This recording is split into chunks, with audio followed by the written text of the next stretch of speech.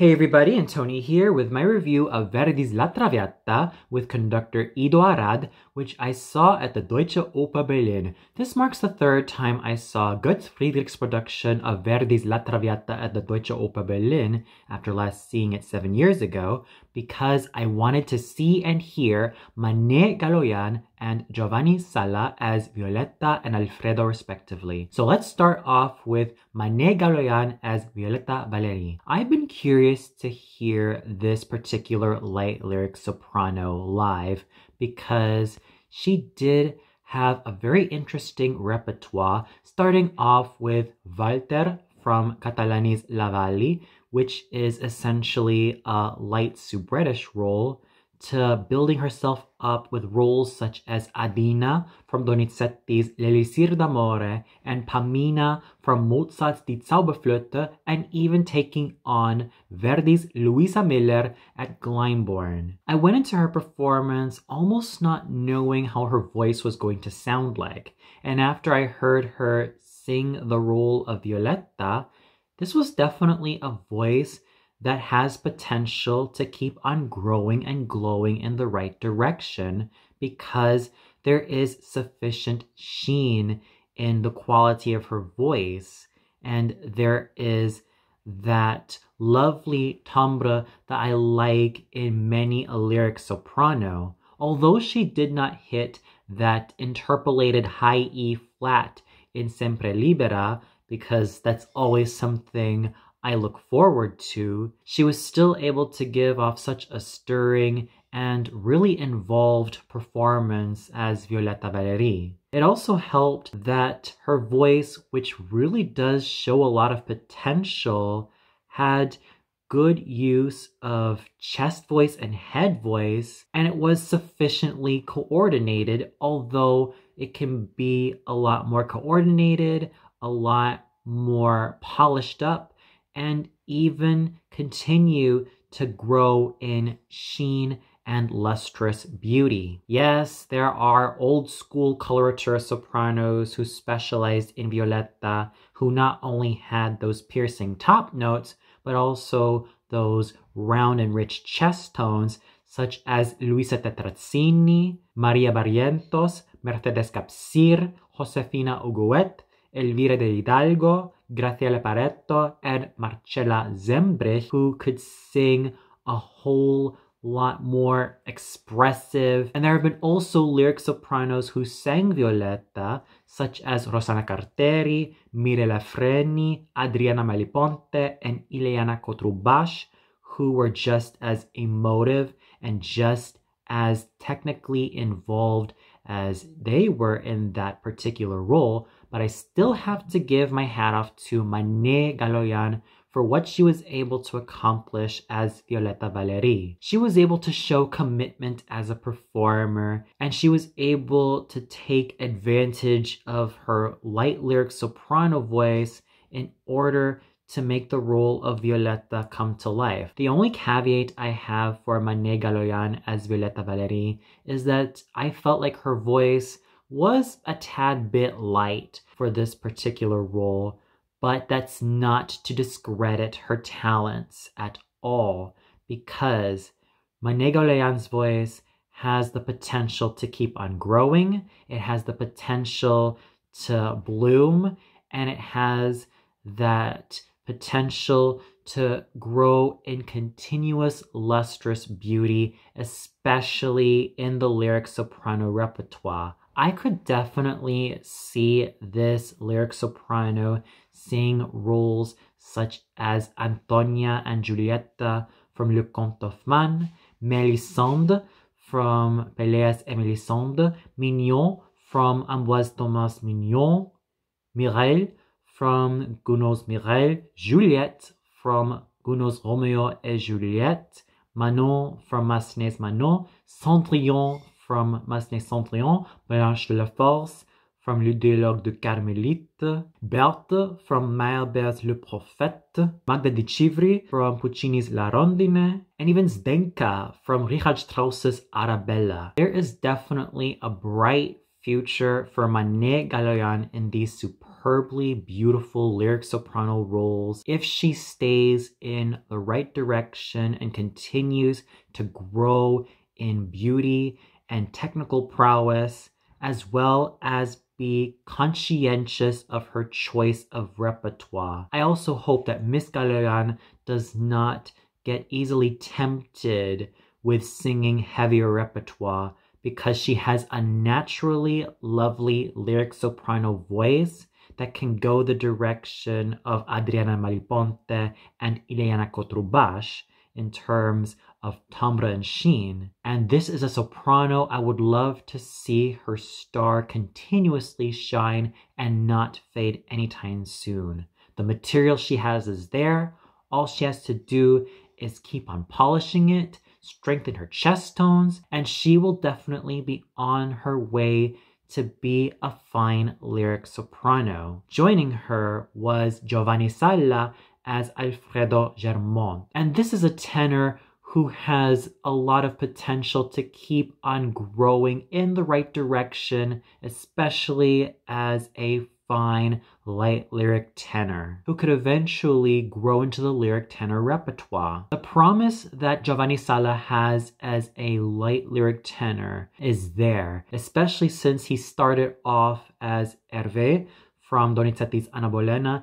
and worked himself up with roles such as Tamino from Die Zauberflöte and even Ferrando from Così fan tutte. Hearing him as Alfredo confirms that Giovanni Salla has a steady technique that has potential to keep on growing in sheen and brilliance. What I really loved about Giovanni Salla's voice was how he was able to navigate the chest tones and the high notes with evenness and steadiness. Yes, his voice is rather light, and if you try to put him in a much bigger opera house, it's almost quite unsure if he's going to be heard everywhere. But I believe that Giovanni Salla has what it takes to keep on growing as a fine lyric tenor. And I would love to see him in roles that manage to make great use of his lyric tenor voice. Roles such as Wilhelm Meister from Thomas Mignon, Lerte from Thomas Hamlet, Peleas from Peleas et Mélisande, Ruggero Lastuc from Puccini's La Rondine, De Grieux from Massenet's Manon. And if he continues to build up his voice and strengthen his voice in the right way, I would even like to hear him as Edgardo from Donizetti's Lucia di Lammermoor, and maybe even Rodolfo from Puccini's La Bohème. The potential that Giovanni Salla has as a fine lyric tenor is there. And yes, although there are many great tenors of the past who sang Alfredo Germont with a lot of clarion beauty, such as Beniamino Gigli, Rudolf Schock, Helga Roswenger, Alessandro Zigliani, Giuseppe Di Stefano, Carlo Bergonzi, and even Franco Bonisoli, I am sure that Giovanni Salla would look to them for inspiration and learn what it takes to build up his voice to the best of his abilities. And I do not want to see his star fade anytime soon, because this is a lyric tenor who has a voice that has evenness, a fine and sturdy technique, and it's a voice that I believe can be polished with great care and with great dignity. My only advice to Giovanni Salla is to be very wise about his choice of roles and not take in too many challenging roles, because I would still love to see his career blossom and bloom and not burn out. So here's hoping that Giovanni Salla continues to grow in brilliance and charisma. It should be no surprise that I have had a lot of mixed feelings about Markus Bruck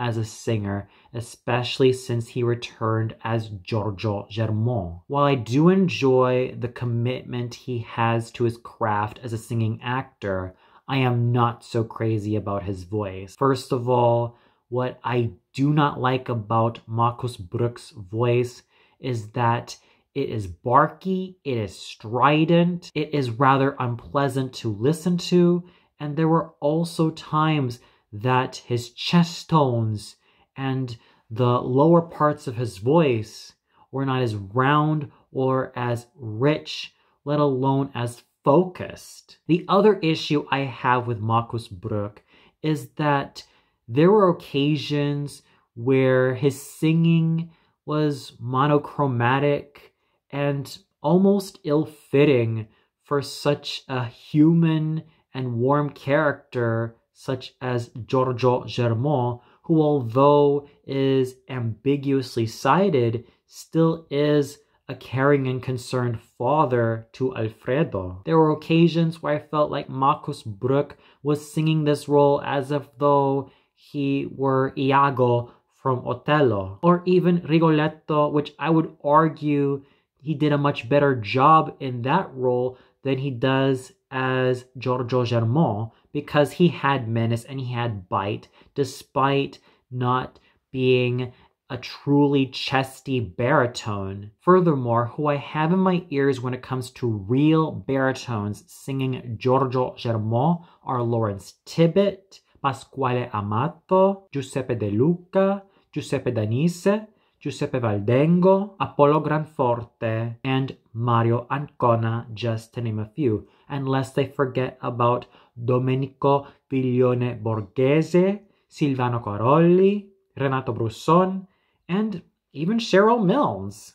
Those baritones had strong and opulent voices that could navigate both the highs and the lows of Giorgio Germont, and most of all, especially in the cases of Lawrence Tibbett, Apollo Granforte, Pasquale Amato, and Giuseppe De Luca, as well as Giuseppe Danise, they had squillo and chest tones. Marcus Bruck's vocal quality was kind of all over the place, but at least he was able to have moments where he could portray the sternness of Giorgio Germont. But other than that, Marcus Bruck's performance as Giorgio Germont was a mixed bag, and it is of an acquired taste. While I do believe that his voice had faults and could be chestier, rounder, richer, and far more emotive, let alone find the subtleties of Giorgio Germont, I still have to give Marcus Bruck some credit for at least showing commitment as a performer, and for at least finding some moments where he can actually sing the role. It may not be much, but I could still give Marcus Bruck some credit where credit is due in terms of what he was able to do as a performer, and in terms of how he was able to work off of Mané Galoyan and Giovanni Salla. There was also some really fine singing from Gideon Popper's absolutely charismatic, charming, and handsome Gastone, as evidenced by his light lyric tenor voice, which I continue to adore and continue to be in total awe of in terms of his technical prowess. Ya Chung Huang's finely sung and absolutely gorgeous Giuseppe, who, although had small lines, had the fine voice and the equally fine technique to prove that he can go places. Ariana Manganello's sweetly sung Flora Bervois, whose voice has the potential to grow in depth and richness, and who also has a fine and really involving stage presence to boot, especially when it comes to her chemistry with many of her co-stars, including Philippe Yekal, as well as Mikhail Bakhtadze, and lest I forget about her chemistry with Gideon Popper, Michot Marero's sweet, light lyric soprano voice being put to fine and fabulous use as the maid Anina, Mikhail Bakhtadze's strong stage presence serving the role of Baron Dufour really well, Philip Yeca's charismatic Marchese d'Aubigny, although I do prefer a bass baritone singing this role, as in a bass baritone voice that is round and rich, almost like what we had with Silvano Pagliuca and even Silvio Maionica, and the fine contributions made by Artur Garbas as the messenger and Holger Gerberding as Flora's servant. Overall, the singing may have had its moments, especially when it comes to the potential Mané Galoyan and Giovanni Sala have as fine singers with a whole lot to give to the world, especially considering the material they're working with and the potential for their techniques to grow in sheen and in excitement. And I also wish them the best for their futures, because these two are shining stars that I do not want to see fade anytime soon. And even though I do have my issues with Markus Bruck as a singer, especially with his performance as Giorgio Germont, I at least have to give him some credit for being a dedicated performer, although there were occasions where I thought his voice was rather all over the place and could have used a lot more heft, darkness, richness, and roundness. At least we got some really fine singing from the smaller roles, ranging from Gideon Poppa's charming Gaston to Ariana Manganello's gorgeous Flora, and lest I forget about Andrew Harris's noble Dottore Grenville, who was able to put his basso cantante voice to fine use for this sympathetic character. And when all is said and done, I still have to give my hat off to Mané Galoyan and Giovanni Sala as Violetta and Alfredo respectively. They were able to do serviceable jobs in their roles, and here's hoping that their futures will grow in strength and brilliance, as well as a whole lot of charisma to give to the world of opera. The conducting by Ido Arad was well done, as he also made sure that the orchestra stayed together in time with the singers. Ido Arad's conducting was sufficiently well done, and I could never go wrong with the orchestra and the chorus of the Deutsche Oper Berlin. So with Mané Galoyan and Giovanni Sala showing promise as fine singers with a whole lot to give to the opera world, I can only wish them a whole lot of fortune and fortitude in everything they do as singers. And while some of the singing may be hit and miss from the mains, especially when it came to Markus Bruck having the tendency to bark the role of Giorgio Germont and not fully sing it, I still have to give a lot of kudos to Mané Galoyan and Giovanni Sala for what they were able to do as Violetta and Alfredo respectively. And I also have to give an equal amount of kudos to the singers of the smaller roles, ranging from Andrew Harris all the way up to Holger Gerberding, for what they were able to do as Dottore Grenville, all the way up to Flora's servant, in everything they did and participated in. And for those of you who caught Verdi's La Traviata, what did you think of it? What did you think of Mané Galoyan and Giovanni Sala as Violetta and Alfredo? Did you feel that they were good in their roles? Was there something you would have loved to hear more from them? Or do you feel like there was something about these two singers that did not catch your attention, or feel like there was just something wrong with them? Comment below and let me know. Well, that's it for my review of Verdi's La Traviata starring Mané Galoyan. Tune in tomorrow for my review of either Puccini's Madama Butterfly at the Staatsoper unter den Linden starring Alexandra Kurczak as Cho-Cho-san, or Verdi's Simon Boccanegra at the Deutsche Oper Berlin. So until then, good night everybody.